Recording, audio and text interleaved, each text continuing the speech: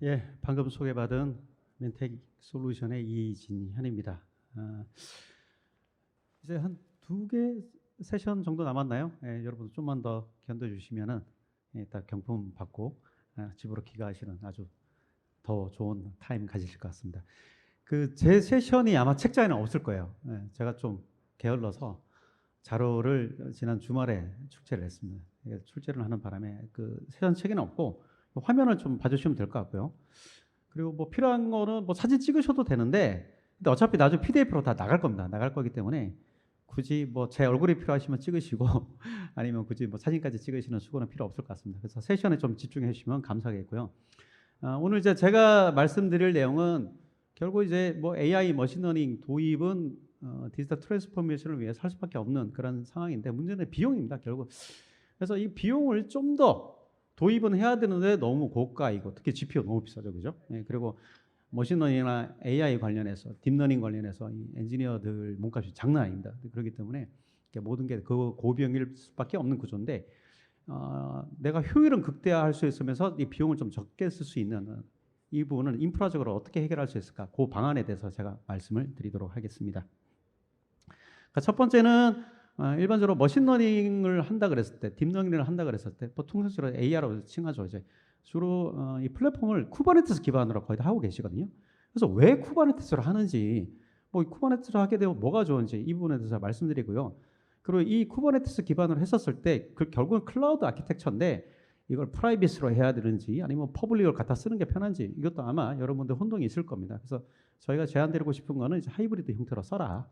그래서 그 뭐 하이브리드로 쓰게 되면 뭐가 장점인지, 요거 제가 말씀을 드리도록 하겠습니다. 그리고 마지막으로는 이제 저희 뭐 제가 어쨌든 그 기업 스폰 받아서 발표하는 거라서 저희 기업 제품에 대해서 잠깐 소개해드리고, 그리고 하이브리드 클라우드를 AI 플랫폼에 적용해서 비용 효율적으로 얼마나 큰 개선을 받는지 하나의 사례 또 마지막으로 들어보도록 하겠습니다.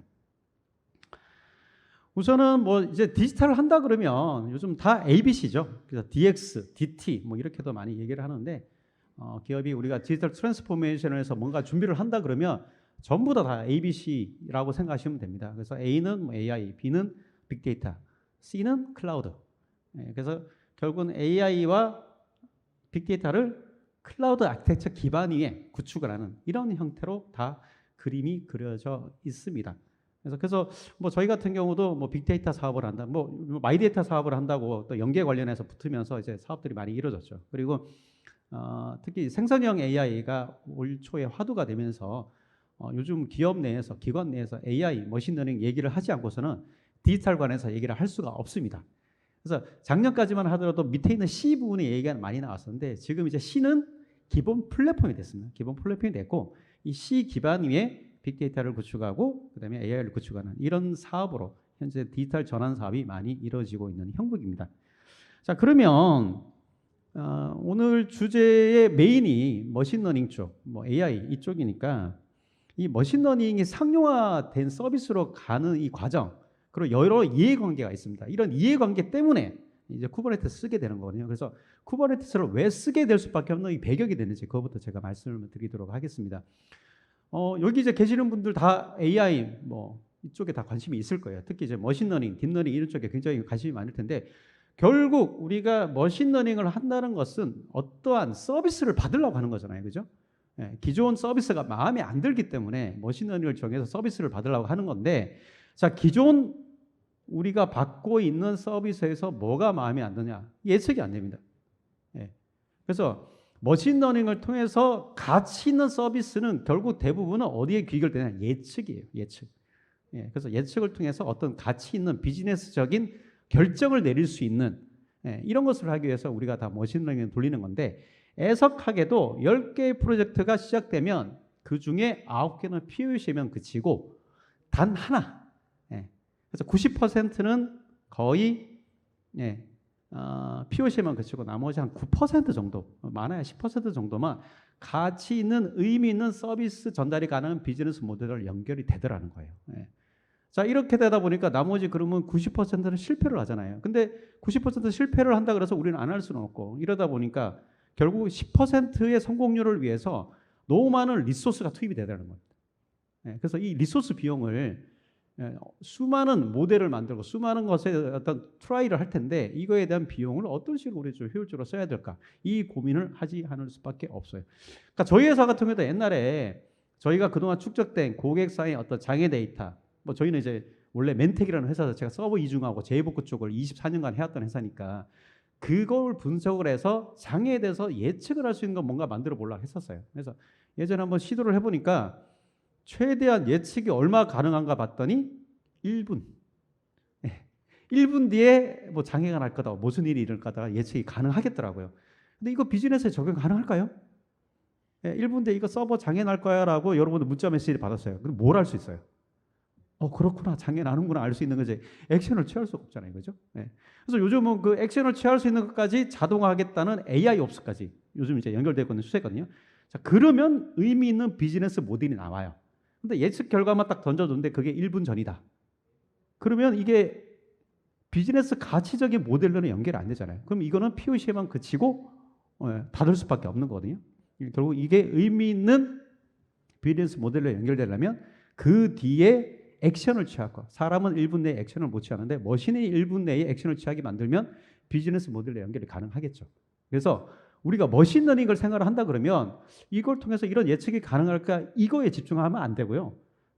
결국은 이게 나한테 비즈니스적으로 가치 있는 어떤 결과를 줄 수 있냐, 서비스를 연결될 수 있냐, 여기까지 감안을 하셔야 됩니다. 자, 그리고 이를 위해서 이해관계자들이 존재를 합니다. 크게 세 부류로 존재를 해요. 데이터 사이언스, 그 다음에 소프트웨어 개발자, 혹은 인프라 운영자도 여기에 포함됩니다. 그래서 소프트웨어 엔지니어라고 그냥 지칭을 할게요. 그 다음에 서비스를 바꾸고자 하는 사용자. 이렇게 세 개의 큰 카테고리의 이해관계자들이 존재를 하는데, 이 이해관계자들끼리 요구하는 내용들이 다 다릅니다. 데이터 사이언티스트, 데이터 분석가도 여기에 포함되고요. 데이터 분석가와 데이터 사이언티스트는 주로 유저들한테 뭘 제공해 주나요? 가치 전달해요. 우리가 이러한 ML 모델을 하나 개발을 했는데 이게 여러분한테 어떤 가치를 전달할 수 있어요. 비즈니스적인 어떤 예측을 해줄 수가 있어요. 사용자 패턴을 분석해서 여러분이 어떤 액션을 취할 수 있는 가치 전달을 우리는 해줍니다. 라고 이런 메시지를 던져야 될 거고, 그 다음에 유저들은 데이터 사이언티스트들한테 뭘 요구를 할까요? 높은 정확도죠. 그죠? 뭔가 예측을 했는데 그게 틀리면 이건 가치 있는 비즈니스 모델로 연결 안 되죠. 요즘 그 챗GPT가 좀 구설수에 많이 올랐죠. 초기에 뭐 애큐레시가 75%였는데 3개월 동안 돌려보니까 오히려 4.0이 애큐레시가 3.5보다 더 떨어지는 희한한 결과가 나죠. 지금 50%로 떨어졌다고 얘기를 합니다. 자, 이러니까 갑자기 어떻게 됩니까? 이거 써야 되는 거 맞는 거야? 처음에는 막 분위기가 이거 다 도입해야 되고 다 써야 되고 거의 신처럼 이게 떠받들었잖아요, 그죠? 근데 지금은 관심도가 떨어졌죠. 애큐리시 문제예요. 사용자가 떠나고 있다는 겁니다. 그래서 높은 애큐리시를 데이터 사이언티스트를 요구할 거고, 그리고 데이터 사이언티스트는 또 소프트웨어 엔지니어한테 뭔가 요구를 합니다. 어떤 요구를 하느냐? 자원을 요구를 합니다. 그러니까 수많은 어떤 트라이를 해야 됩니다. 모델을 만들어야 되고 또 재학습을 해야 되고 뭐 여러 가지 일들을 굉장히 많이 해요. 그리고 데이터 사이언티스트들은 어떻게 보면 새로운 것을 뭐 학습하기를 원하고 뭐 항상 새로운 혁신을 추구하는 이런 관계겠죠. 이러다 보니까 야, 이런 자원이 필요해, GPU 더 사네. 그리고 서비스 내가 올려야 되는데 너 왜 못 올리게 막어? 뭐 이런 식으로. 그래서 충분한 내가 서비스를 구현할 수 있는 이 서비스의 자원을 달라고 요구를 하게 되고, 그리고 또 이 소프트웨어 엔지니어는 데이터 사이언티스트는 뭘 요구합니까? 야, 너 전에 그 머신러닝 한다고 올려놨는데 왜 안 내리니? 자원 모자라는데 왜 안 내려고 그냥 집에 갔어? 자원에 대한 제어를 하려고 합니다. 그리고 앞으로 나한테 서비스 할당에 대한 걸 나한테 요청해. 네가 마음대로 컨테이너 만들어가지고 도커 가지고 만들어서 이미지 올려서 하지 마. 그리고 너 분석 끝났어 뭐 내렸어야지 왜 안 내려? 이거 가지고 또 옥신각신하게 되는 이런 이제 어떤 이해관계 있습니다. 그리고 이 소프트웨어 엔지니어하고 유저들하고도 서로 이해관계가 있죠, 그죠? 그래서 이 프로그래머, 소프트웨어 엔지니어들 같은 경우는 서비스 제공, 인프라 서비스를 제공해야 됩니다, 사용자들한테. 그리고 이 사용자는 데이터 사이언스도 하나의 사용자예요, 소프트웨어 엔지니어 입장에서는. 그리고 이 유저들은 이 소프트웨어 엔지니어한테 뭘 요구합니까? 안정성을 요구를 합니다. 그래서 이런 이해관계 속에서 머신러닝이 돌아가는 서로 동상이모 관계에 있습니다. 자, 그리고 이 이해관계가 가장 많이 상충하는 게 뭐냐면 데이터 사이언스 집단과 소프트웨어 엔지니어 집단이에요. 그리고 이 소프트웨어 엔지니어 집단은 인프라까지도 전부 다 책임을 지고 있거든요. 그리고 인프라는 지금 다 클라우드 기반으로 가져가고 있다고 제가 말씀을 드렸죠. 데이터 사이언스들은 어떻습니까? 항상 혁신적인 걸 하려고 그러고 새로운 걸 하려고 그러고 새로운 모델을 개발하려고 그러고 예. 뭔가를 계속 하려고 그럽니다. 10개 중에 9개는 실패하니까 여러 개를 해야 되겠죠. 그죠? 예. 자, 그리고 엔지니어들은 어떻습니까? 소프트웨어 엔지니어들은 안정적인 서비스를 제공을 해줘야 돼요. 그러니까 데이터 사이언스가 계속 뭔가를 요구하는데 그걸 다 받아줄 수가 없어요. 표준화된 형태로 뭔가를 제공을 해줘야 됩니다. 인프라뿐만 아니라 소프트웨어까지도. 네, 소프트웨어까지도 우리 표준이 이거니까 이러한 툴을 쓰세요. 그리고 당신 요즘 뭐 MLOps를 한다고 그러는데 MLOps 관련해서는 우리가 제공해 줄 수 있는 툴들은 이러한 것들이고 이걸 내가 이미지 형태로 제공해 줄게요. 이런 표준화를 해야 됩니다. 그렇게 되지 않으면 수많은 데이터 사이언티스트들의 그리고 그들 집단의 팀의 어떤 요구사항을 다 받아줄 수가 없어요. 왜냐하면 사이언티스트들은 여러 명인데 인프라 담당과 소프트웨어 개발자, 엔지니어도 몇 명 안 되거든요, 사실은. 여러분들 조직 보시면 아실 거예요. 한두 명에서 다 해야 돼요. 근데 그 한두 명에서 수많은 요구사항을 다 받아줄 수가 없거든요. 그리고 이 데이터 사이언스들이 요구할 때 빨리빨리 해달라. 내가 모델을 뭐 개발해야 되는데 내일까지 해달라. 한 달 걸리는데 내일까지 해달라고 막 이렇게 요구합니다. 그런 거 뭔가 한가 짠 하고 할당을 해줘야 되는 이런 체계로 가져가야 되는 게 바로 인프라 운영자 혹은 소프트웨어 엔지니어들이에요. 그러니까 뭔가를 표준화된 범위 내에서 해야지만 뭔가 빨리빨리 뭔가를 할당을 할 수 있겠죠. 그래서 항상 표준화, 안정화를 요구를 하고요. 데이터 사이언스들은 항상 혁신적인 것, 새로운 것들을 요구를 합니다. 이런 상충 관계에 있습니다. 자, 이러다 보니까 이를 충족할 만한 플랫폼이 필요하잖아요. 그죠? 과거의 레가시 가지고는 이 과연 충족이 가능할까 아마 고민을 하셔야 될 거예요. 자, 그래서 이 이해관계자들의 요구사항들을 한번 쭉 정리를 해봤습니다. 데이터 사이언티스트, 소프트웨어 엔지니어, 그리고 사용자. 그래서 데이터 사이언스들은 항상 새로운 것, 항상 많은 것, 그 다음에 내가 모델을 돌릴 때, ML 파이프라인을 돌릴 때 충분히 잘 돌아갈 수 있는 충분한 자원. 맨날 자원 모자라다 그러고 맨날 GPU 사달라 그러고 회사에서는 GPU 비싸니까 못 사준다 그러고 뭐 항상 이제 이런 관계에 있는 거죠. 그리고 두 번째, 소프트웨어 엔지니어들. 항상 안정적으로 유지 관리를 해야 되잖아요. 그렇죠? 그리고 데이터 사이언스들이 뭔가 올려놨는데 이게 불필요한 자원이에요. 그러면 이 자원을 빨리 정리를 해야 될 거고, 그 다음에 뭐 확장성이 필요해. 그럼 뭐 즉시 인프라를 확장해야 되고, 옛날처럼 소프트웨어를 사다가 구축하는 단계가 아니고 이를 즉시 할당하고 즉시 확장할 수 있는 안정적인 기반의 어떤 인프라를 유지 관리하고 제공해줄 이런 또 필요성이 있을 겁니다. 그리고 사용자들은 굉장히 심플하죠. 안정적으로 서비스를 받을 수 있는데 높은 정확도가 요구되는. 그리고 또 더 높은 정확도가 요구되면 데이터 사이언스는 더 많은 자원과 더 많은 모델 학습이 더 필요하겠죠. 자, 이런 관계가 물리다 보니까 이 세 집단을 충족할 만한 인프라는 지구상에 알아보니까 다 쿠버네티스밖에 없다는 겁니다. 그래서 전부 다 쿠버네티스 기반으로 컨테이너로 이 모든 서비스들을 할당하는 개념으로. 그래서 컨테이너, 이 데이터 사이언스들이 이 모델에 대해서 개발을 하고 학습을 할 수 있는 이 인프라를 전부 다 컨테이너 형태로 제공해 줍니다. 그리고 수많은 툴들이 존재하거든요. 머신러닝을 해서 이 수많은 툴들도 다 컨테이너 이미지 형태로 다 제공을 하고 있습니다. 그래서 저희가 통계 자료를 한번 조사를 해보니까 머신러닝 기반, 딥러닝 기반의 모든 플랫폼은 그 하부의 쿠버네티스 기반으로 현재 돌아가고 있는 게 90% 이상입니다. 왜? 앞에 있는 이 세 분의 세 그룹의 이해관계자를 다 충족을 하려고 하다 보니까 이에 적합한 게 지구상에 현재 존재하는 것은 쿠버네티스밖에 없더라는 거예요.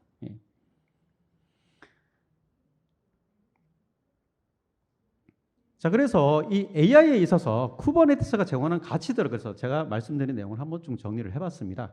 일단은 가장 많은 유스 케이스를 가지고 있습니다. 90%의 유스 케이스를 가지고 있다 보니까 이 커뮤니티 형성이 굉장히 잘 돼 있어요. 그래서 컨테이너 이미지를 내가 획득하기도 굉장히 쉽고, 그다음에 여기서 발생하는 여러 문제점들에 대한 부분도 물어볼 때가 아주 많습니다. 그리고 일단 가장 좋은 거는 인프라의 비종속성이에요. 그 전에 제가 AI 쪽 관련해서 나이파 사업에 제가 작년에 평가위원으로 한번 참여한 적이 있었거든요. 근데 거기 보니까 특정 퍼블릭 클라우드의 특정 VM에 그들이 제공하는 API를 쓰더라고요. 그래 버리니까 어떻게 됩니까? 그 해당 퍼블릭 클라우드 쪽에 완전히 종속돼 버리죠. 그쪽에서 제공하는 API가 있으니까. 제가 물어봤어요. 자, 얘를 AWS나 KT에 올리는 경우는 어떻게 됩니까? 못 올려요. 올릴 방법이 없습니다. 완전 종속되는 거죠. 그러면 이거 나중에 상용화할 수 있을까요? 상용화 되기 힘들죠. 특정 퍼블릭 클라우드에 종속돼 버리는데 상용화 자체가 안 되고 패키징으로 안 되고 프라이빗 구축도 불가능합니다. 자, 근데 이렇게 쿠버네티스 기반으로 컨테이너 기반으로 가버리면 인프라 종속에서 해방이 됩니다. 일단 OS에 대한 고민을 크게 안 하셔도 되고, 그리고 이 퍼블릭 클라우드 같은 경우는 퍼블릭 클라우드 사업자들이 제공해주는, 그다음에 프라이빗 클라우드도 프라이빗 클라우드 사업자들이 제공해주는 IaaS가 다 다릅니다. 하이퍼바이저가 다 달라요. 근데 이 쿠버네티스는 하이퍼바이저가 달라도 다 올라가고, 이들 간의 컨테이너가 좀 더 모빌리티 기능을 가지고 있거든요. 다 옮겨 다닐 수가 있어요. 서로 인프라가 달라도. 심지어 OS 버전에 달라도 옮겨 다닐 수가 있습니다. 그래서 이런 인프라에 대한 비종속성이 존재를 하기 때문에 여러분들이 머신러닝에 대한 어떤 알고리즘으로 개발된 어떤 패키지를 나중에 여러 인프라에 디플로이 할 때 재개발이 필요하고 재수축이 필요 없어요. 그래서 여기에 대한 큰 장점을 제공해 줍니다. 그리고 쿠버네티스 자체가 GPU 자원, CPU 자원, 메모리 자원 이런 자원의 관리를 다 해줍니다. 그리고 아까 뭐 이동성 제가 말씀드렸습니다. 서로 이기종 IaaS 간, 그다음에 다른 OS 버전 간끼리도 모빌리티가 다 보장이 됩니다. 그리고 여러분들 각각의 데이터 사이언스들끼리, 그리고 소프트웨어 엔지니어 간, 개발자들 간 이 머신러닝에 대한 최종 산출물을 서로 교환을 해야 될 때가 있습니다. 그죠? 교환을 해야 될 때가 있는데, 데이터 사이언스가 사용한 인프라하고 그다음에 엔지니어가 사용한 인프라, 사용자의 디플로이하는 인프라가 달라질 수가 있어요. 그러면 또 달라지면 뭔가 또 안 돌아가거든요. 안 돌아가서 모빌리티가 보장이 안 돼요. 근데 쿠버네티스 기반은 다 컨테이너 이미지로 다 만들기 때문에 이 컨테이너는 다 이동성이 다 보장이 됩니다. 인프라의 환경이 달라도 또 그런 또 특징을 가져다 줍니다. 그리고 보안적인 부분, 서로 이제 여러 가지 툴들을, 특히 MLOps를 쓰게 되면 여러 가지 툴들을 쓰거든요. 자, 이들 간끼리 서로 인티그레이션하면서 API 키에 대한 또 이런 인증 관리를 해야 됩니다. 근데 이걸 쿠버네티스가 관리를 다 해줍니다. 그리고 또 자가치유 기능, 뭘 하다가 죽었다 그러면 살려야 되는데 뭐 허건날 엔지니어 부를 수가 없잖아요, 그죠? 자, 요럴 때 쿠버네티스가 자동으로 다 해당 파드 컨테이너를 다 자동으로 재구동을 시켜줍니다. 그리고 필요한 경우는 스케일아웃까지 다 해주고, 그래서 이런 자동화된 기능 관리 이런 부분을 해주기 때문에 이 쿠버네티스 기반으로 여러분의 AI 플랫폼에 대한 프로젝트를 하시는 것들을 적극 추천을 드립니다. 자, 그러면 이런 쿠버네티스 기반을 내가 프라이빗으로 구축해야 되냐, 퍼블릭으로 해야 되냐? 뭐 당연히 이제 퍼블릭 클라우드 사업자들은 퍼블릭 해야 된다고 할 거고요. 그다음에 뭐 장비 파시는 분들은 이거 다 온프라미스로 다 해야 된다 이렇게 얘기를 하겠죠. 둘 다 맞는 말이에요. 둘 다 맞는 말인데, 하이브리드 클라우드를 전략을 펼치시는 것을 저는 적극적으로 추천을 드립니다. 그러니까 프라이빗, 퍼블릭 둘 다 쓰라는 거예요. 둘 다 쓰라는 건데 서로의 장단점이 다 있습니다. 프라이빗은 보안이 강하죠. 그리고 내가 원하는 입맛대로 구축할 수 있는. 근데 퍼블릭은 장점이 있죠. 무한으로 자원을 끌어다 쓸 수가 있죠. 필요할 때. 그리고 필요할 때마다 연결해서 서비스를 사용할 수 있습니다. 내가 필요할 때만 비용을 내고. 그래서 이런 장점을 잘 활용하고, 그 다음에 확장성이 굉장히 좋잖아요, 퍼블릭은. 그래서 좀 더 민감한 데이터를 가지고 있고, 그리고 뭐 또 좀 더 보안성이 요구된 것들, 뭐 이런 것들은 프라이빗에서 운영하고, 좀 더 확장성이 요구하고, 스팟으로 돌려야 되는 거. 대규모의 배치 작업을 돌린다. 이게 한번 1년에 한두 번 돌린다. 뭐 이럴 때 이것 때문에 프라이빗에다가 대규모로 클러스터를 만든 다음에 라이선스까지 구매하게 되면 유지비용이 너무 많이 들죠. 그리고 스팟으로 갑자기 팍 튈 때가 있습니다. 이럴 때도 마찬가지로 이 퍼블릭 클라우드를 연결해서 서비스를 확장을 퍼블릭 클라우드로 하게 됐을 때 비용 효율적인 어떤 이점을 가져가실 수가 있을 거예요. 자, 그러면 이거 하이브리드 하게 되면 우리가 해결할 난제가 있죠. 뭐 온라인 쪽에 특정 하이퍼바이저를 쓰고 있고, 퍼블릭 클라우드는 누가 선정될지를 몰라요. 입찰을 붙여가지고 뭐 AWS도 들어오고, 애저도 들어오고, 뭐 네이버, KT, 카카오 뭐 다 들어왔는데 뭐 한 군데가 입찰이 된 거죠. 그럼 보니까 인프라가 달라요. 하이퍼바이저가 달라. 그 호환성 해결을 해야 되잖아요, 그죠? 그 호환성 해결은 아까 말씀드린 대로 바로 쿠버네티스로 다 호환성 해결이 가능합니다. IaaS가 다르더라도, 하이퍼바이저가 다르더라도 쿠버네티스는 다 컨테이너 기반으로 서비스가 다 올라가기 때문에 모빌리티가 보장되고, 이들 간에 서로 배포가 되고 서로 확장, 이동 이런 것들이 다 가능합니다. 그래서 베어메탈에서 VM에서 퍼블릭 클라우드로, 베어메탈에서 퍼블릭 클라우드로 상호 이동성이 다 보장이 됩니다. 그래서 이런 하이브리드 클라우드 전략을 펼칠 때도 쿠버네티스는 반드시 필수다. 이렇게 말씀드릴 수 있겠습니다. 자, 그래서 AI 측면에서 그럼 하이브리드 클라우드 좋아. 그러면 AI 측면에서는 어떤 장점이 있을까? 이거를 또 한번 정리를 해봤습니다. 그러니까 유연성과 확장성이에요.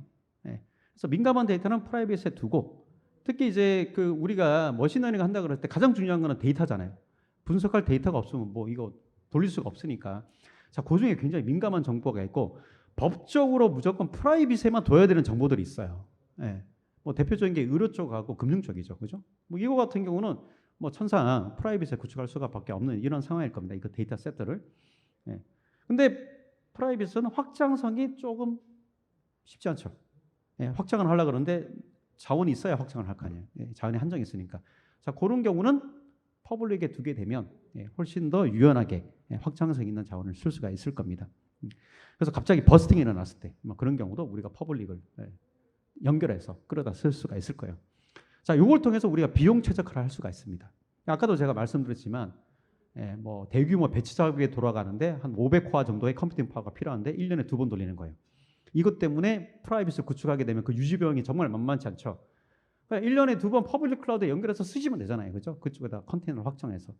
그래서 상당히 비용을 최적화시켜서 이렇게 구축할 수가 있습니다. 자, 그리고 2개 사이트를 운영할 수 있으니까 어떻습니까? 재해복구에 우리가 대응을 할 수가 있죠. 그래서 한쪽이 재해 나더라도 서비스를 연속적으로 가져갈 수 있는 체계를 만들 수가 있습니다. 그리고 마지막으로 엣지 클라우드 전략. 주로 테슬라가 이걸 잘 씁니다. 실제적으로 보면 그 테슬라 같은 경우 보면 자동차 자체가 AI 머신이에요. 엣지 쪽의 머신이라고 보시면 됩니다. 근데 이 처리를 해야 될 데이터셋을 퍼블릭 쪽에다 다 보내버리면 수많은 엣지에서 퍼블릭으로 중간 집중으로 데이터 와서 거기서 처리를 돌아간다? 이거 정말 장난 아니죠. 처리할 데이터 양이 너무 많아지고 과부하가 걸리게 되죠. 자, 이럴 때 엣지단에서 먼저 전처리를 합니다. 엣지단에서 전처리를 한 다음에 결과치에 대한 데이터만 클라우드 쪽에 올려버리고 클라우드는 통합으로 또 이걸 관리하고, 즉 단위 테스트는 엣지에서 하고 그 다음에 통합 테스트는 중앙 퍼블릭 클라우드에서 중앙 클라우드에서 하는 이런 것도 하나의 하이브리드 전략이거든요. 그래서 엣지 클라우드 전략을 펼치기 아주 좋습니다. 그래서 적극적으로 쿠버네티스 기반으로 하이브리드 클라우드 전략을 펼치시길 저희가 추천을 드립니다. 자, 그러면 이런 고민이 생기실 거예요. 쿠버네티스 좋아. 하이브리드 클라우드 올리는 거 좋아. 근데 쿠버네티스 엔지니어도 구해야 되고 인력도 뭐 양성해야 되고 나는 AI 머신러닝 엔지니어인데 쿠버네티스를 언제 배워서 하지? 지금 다 그렇게 하시고 계시잖아요. 그죠? 그리고 이제 인하우스로 쿠버네티스 위에 또 올려야 되는 에코 솔루션들이 정말 많습니다. 자, 요 에코 솔루션들은요, 제가 일부만 가져온 거예요. 머신러닝에서 주로 쓰는 에코 솔루션들. 딱 봐도 한 200개 가까이 돼 보이죠. 그죠? 자, 여기서 여러분들 다 검증하셔가지고 여기서 선택해서 쓰셔야 됩니다. 근데 이거 언제 검증합니까? 도대체? 그리고 이제 퍼블릭 클라우드 사업자마다 쓰는 툴들이 또 다 달라요. 보면 이게 호환도 안 되고 막 여러 가지 이제 이슈들이 존재를 합니다. 그리고 쿠버네티스를 한번 해보니까 뭐가 제일 힘들고 어렵더냐 제가 물어보니까 쿠버네티스가 단종주기가 딱 9개월입니다. 그 분기마다 계속 새로운 버전이 나와요. 지속적으로 업데이트를 계속 해줘야 됩니다. 이거 관리를 해달라고 하다 보니까 최소한 조직 내에서 한 4명, 5명 필요하다는 거예요. 머신러닝 엔지니어 뽑기도 힘들데 쿠버네티스 엔지니어 또 뽑으려니까 비용도 만만치 않고 힘들죠. 자, 그래서 저희가 추천드리는 거는 저희 같은 업자가 제공해주는 그냥 패키지 사다 쓰셔라. 매니지 더 쿠버네티스. 그래서 저희 회사는 이제 아코디언이라는 걸 하고 있습니다. 그래서 쿠버네티스 기반으로 ML 파이프라인을 만들 수 있는 어떤 워크플로우 엔진, 이걸로 CI/CD 파이프라인을 만들 수 있고 서비스 카탈로그를 제공해 줍니다. 그래서 카탈로그에 우리가 흔히 알고 있는 오픈 소스 솔루션들, 그다음에 머신러닝에 쓰는 여러 툴셋들 존재하죠. 이런 툴셋들을 다 이미지 형태로 다 제공을 해드립니다. 그래서 하나의 올인원 패키지입니다. 그래서 우리가 쿠버네티스 기반 위에 또 여러 가지 서비스 카탈로그 올려야 되고 로깅, 모니터링, 뭐 CI/CD, ML 파이프라인 다 만드셔야 되잖아요. 그런 것들이 하나의 UI 형태의 패키지 형태로 다 제공을 해드립니다. 그리고 요거를 뭐 AWS나 애저나 구글이나 네이버나 KT나 이런 퍼블릭 클라우드를 다 연결해서 쓸 수가 있어요. 그래서 저희 같은 경우 뭐 AWS EKS, 그다음에 뭐 애저의 AKS, 구글의 GCE, 그리고 뭐 네이버의 NKS하고 전부 다 연결이 되거든요. 연결해서 중앙에서 여러 대규모의 쿠버네티스 클러스터를 한꺼번에 다 관리하고 통제하고 제어하고 계정 할당하고 클러스터에 대한 어떤 테넌시에 대한 관리를 다 해줄 수가 있습니다. 동일한 UI로. 예. 그리고 저희가 다양한 대시보드와 모니터링을 제공해 줍니다. 리소스에 대한 모니터링, 뭐 특히 GPU에 대한 모니터링까지 해주고요. 예, 그다음에 쿠버네티스 클러스터의 구성 현황과 어느 노드에 컨테이너가 뭐 집중적으로 많이 올라가 있다는 거. 그리고 우리가 일반적으로 데브옵스 같은 거는 CI/CD 파이프라인을 만들어야 되고 MLOps는 요즘 ML 파이프라인을 만드는 추세로 현재 가고 있죠. 이제 아직 그 국내에서 MLOps를 하는 그 머신러닝이나 AI 업체는 제가 많이 보지를 못했는데 지금 뭐 데이터 전처리하고 뭐 중간에 이제 데이터 뭐 인풋값 가져오고 그다음에 얘를 가지고서 필요한 데이터를 추출해내고 학습 돌리고 모니터링하고 재학습 돌리고 이런 사이클을 다 수작업하라고 하는 걸 파이프라인에 연결해서 다 자동화시키는 거 이걸 MLOps라고 그러거든요. 예, 그럴 때 중요한 역할을 해주는 게 바로 MLOps 파이프라인을 만들 수 있는 워크플로우 엔진입니다. 그 워크플로우 엔진은 저희가 내장이 되어 있습니다. 그래서 이걸 가지고 CI/CD 파이프라인도 만들고 ML 파이프라인도 다 만드실 수가 있어요. 그래서 UI 형태로 이 부분을 다 제공을 해드립니다. 그리고 궁극적인 것들은 이런 것들 전부 다 컨테이너 이미지로 다 올리잖아요. 예, 그러니까 파드로 쿠버네티스는 파드로 올리게 되는데 이 파드에 대한 모니터링을 현재 저희가 다 제공해드립니다. 그리고 저희가 MLOps에 특화된 파이프라인과 툴세트를 다 제공을 해드립니다. 그래서 여기 데이터 전철에 필요한 것들, 학습에 필요한 것들, 그다음에 개발할 때 필요한 뭐 텐센플로, 그다음에 주피터 허브, 주피터 노트북, 그다음에 파이토치 이런 툴들 많이 쓰잖아요. 그다음에 파이썬 코드 이런 것들 다 컨테이너 이미지로 전부 다 저희가 다 제공해드립니다.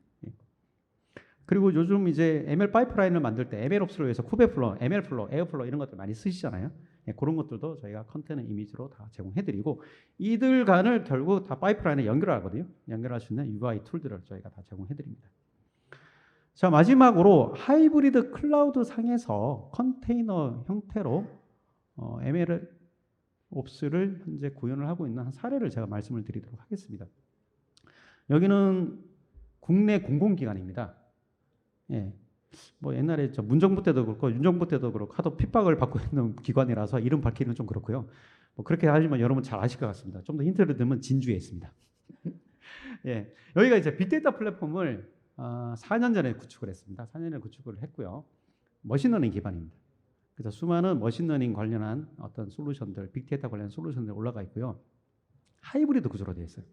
그래서 왜 하이브리드 구조로 되어 있냐면 이제 프라이빗 쪽에는요 중요한 데이터들이 여기 다 있습니다. 그리고 여기서 머신러닝에 관련한 알고리즘을 개발하고 데이터 전처리를 한 다음에 여기서 알고리즘이 제대로 돌아가는지 테스트를 하고 여기서 또 학습까지 돌립니다. 돌리고 결국은 빅데이터를 가지고 분석 작업을 돌리는데 이 분석 작업이 2달에 한 번 돌아갑니다. 2달에 한 번 한 8시간 정도 돌리는 것 같아요. 많게는 10시간까지 돌리는데 문제는 이 분석 작업을 돌리는데 280코어 정도의 컴퓨팅 파워가 필요한 거예요. 여러분들 아시겠지만 CPU도 비싸지만 GPU는 어마무시하게 비싸죠. 280코어의 CPU와 GPU 이거를 프라이빗에다 구축을 하려니까 비용이 장난 아닌 거죠. 필요한 예산의 한 5배 정도 비용이 더 필요합니다. 그리고 2달에 한 번 정도 쓸 건데 이거를 유지 관리해야 되고 라이선스를 내야 되고 비용이 정말 걱정이죠. 자, 그래서 어떻게 했느냐? 어차피 2달에 한 번 돌릴 거니까 퍼블릭 클라우드로 연결을 했습니다. 그래서 퍼블릭 클라우드는 이제 2군데 국내 퍼블릭 클라우드를 입찰을 붙여서 뭐 그나마 가장 최적인 곳으로 선택을 했고, 그래서 이 2달에 한 번 분석 작업이 돌아갈 때쯤 되면 어떻게 되냐면 분석 작업에 필요한 그 컨테이너 이미지들 이게 자동으로 확장이 됩니다. 퍼블릭 클라우드 쪽으로. 확장이 돼서 그쪽에서 한 8시간 돌아갑니다. 이게 다 저희가 크론 잡으로 다 올리거든요. 워크로드를. 그래서 분석 작업이 끝나면 자동으로 다시 회수를 해옵니다. 그래서 비용은 2달에 2달에 한 번 8시간 비용만 내는 거예요. 그래서 이렇게 해서 상당히 고가의 비용이 드는 이런 머신러닝과 빅데이터에 대한 플랫폼을 아주 비용 효율적으로 구축을 했습니다. 그래서 온프라미스에 구축하는 것 대비 비용을 한 4년 동안 산정을 해보니까 한 5배 정도 비용이 줄어들더라는 거. 그러니까 물론 이제 서버 하시는 입장, GPU 서버 밴드 입장에서는 굉장히 좀 싫어할 얘기가 될 수 있는데 머신러닝 쪽 입장이나 아니면 고객 입장에서는 훨씬 더 비용 효율적으로 인프라를 구축하고 그 남은 비용을 개발자들 머신러닝을 개발하시는 분들이 가져갈 수 있는 이런 수익 구조를 가져갈 수가 있어요.